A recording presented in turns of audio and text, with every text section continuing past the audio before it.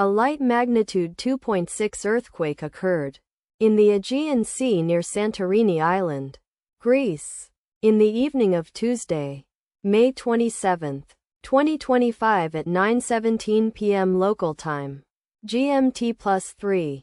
The depth of the quake could not be determined, but is assumed to be shallow.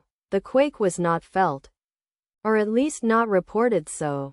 First to report, auth after 3 minutes. The earthquake occurred 27 seconds after a magnitude 2.7 earthquake had hit on Tuesday, May 27, 2025, at 9:16 p.m.